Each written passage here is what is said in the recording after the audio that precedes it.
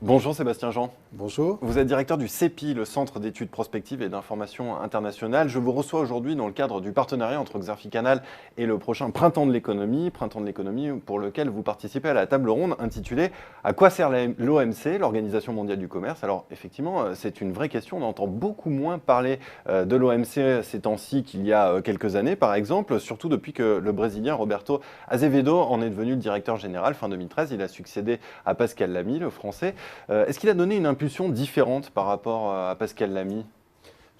Je crois que la marque de l'influence du nouveau directeur général, ça a été d'essayer dans un premier temps de pousser vers le pragmatisme en disant il y a trop longtemps qu'on fonctionne sans arriver à aucun accord, il faut arriver à un résultat concret. Et donc il est arrivé à pousser les pays membres à un accord à la conférence de Bali en décembre 2013, et avec le recul, ça m'apparaît comme une victoire à la Pyrrhus, parce qu'on a un accord qui a des résultats relativement maigres et qui a été obtenu au terme d'un parcours extrêmement chaotique, à la fois pour arriver au premier accord à la conférence de Bali, puis ensuite avec cette remise en question du protocole d'accord par l'Inde, une sorte de psychodrame qui s'est étalé pendant des mois pour un résultat qui est jugé, je crois, assez largement comme, comme n'étant pas quelque chose de vraiment qui change la donne, disons, du commerce international. Donc, il y a eu un accord, certes, mais ça ne masque pas la perte d'influence de l'organisation, avec des perspectives de négociation multilatérales qui sont bouchées, je pense qu'on peut le dire, et puis l'attention qui se porte principalement sur les négociations d'accords préférentiels. Oui, justement, aujourd'hui, on est en pleine mode des accords bilatéraux, notamment. Ils prennent le pas sur ces accords multilatéraux. Je pense, par exemple, au traité transatlantique. S'il aboutissait, on pourrait presque parler d'enterrement de première classe pour l'OMC. Le traité transatlantique, les deux zones Amérique et Europe, à L2, c'est 50% du PIB mondial et un tiers des échanges. Alors, c'est vrai que les accords préférentiels de commerce, presque par définition, c'est une entorse à l'un des principes fondateurs de l'OMC, qui est le principe de non-discrimination, selon lequel on doit traiter tous ses partenaires commerciaux de la même manière. Donc, par définition, un accord préférentiel, ça n'est pas ça. Mais c'est une exemption à la règle commune qui existe depuis la création de l'OMC, et en fait depuis la création du GATT, depuis la négociation du GATT en 1947. Le problème qui se pose actuellement, c'est que ce qui était une exception, déjà une exception un peu répandue, menace de prendre le pas sur la règle multilatérale. Donc, en effet, c'est un défi, je crois, pour l'organisation d'arriver à, disons, à poser des règles qui, malgré tout, soient les règles communes et ne soient pas seulement une exception là où, par hasard, il n'y aurait pas d'accord préférentiel. Alors, je voudrais que l'on évoque les raisons de l'affaiblissement de l'OMC. Est-ce que c'est lié à l'échec du cycle de Doha qui, je le rappelle, avait été lancé en 2001? Ça devait durer 3 ans, mais finalement, cet accord, il n'a jamais vu le jour. Alors, effectivement, je le disais tout à l'heure, il y a eu un accord à Bali, à la conférence ministérielle de Bali en décembre 2013, Un mais accord à ça ne peut minima. pas, c'est un accord à minima qui ne masque pas, qui ne peut pas masquer le fait qu'on a un grand cycle de négociations ambitieux qui a été lancé en novembre 2001 à Doha et que de plus en plus, les négociations paraissent interminables, hein, au sens propre du terme.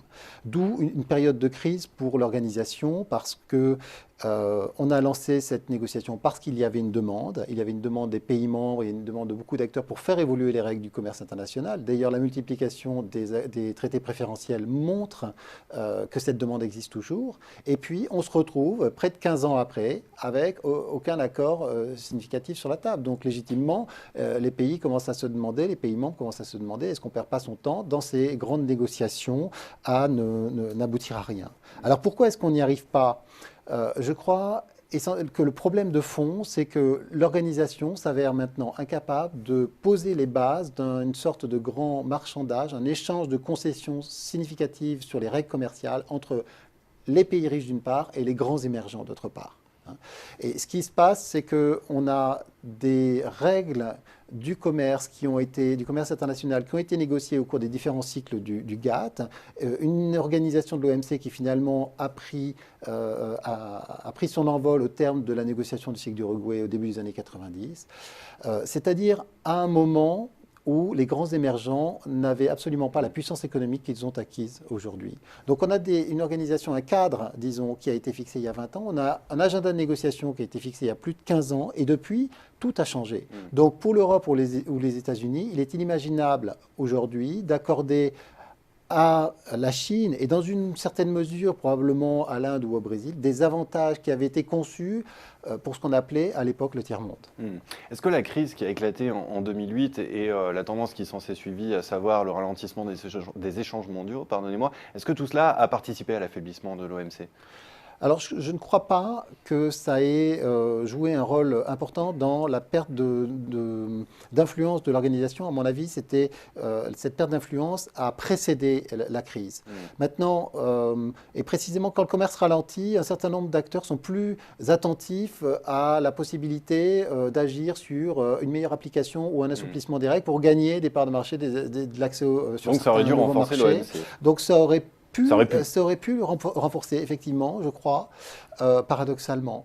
Et pour ce qui est des menaces protectionnistes, hein, on avait évidemment, tout le monde avait en tête au moment de la crise économique et financière le précédent des années 30. Est-ce qu'il n'y avait pas y avoir une surenchère de mesures protectionnistes, représailles?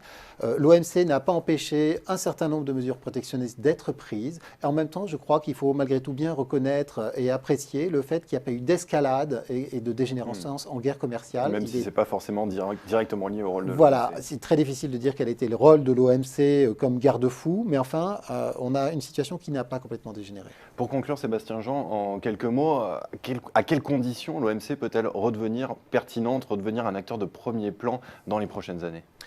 Je crois que, pour faire simple, il y a quelques éléments nécessaires pour redonner vraiment un avenir et une ambition à l'OMC.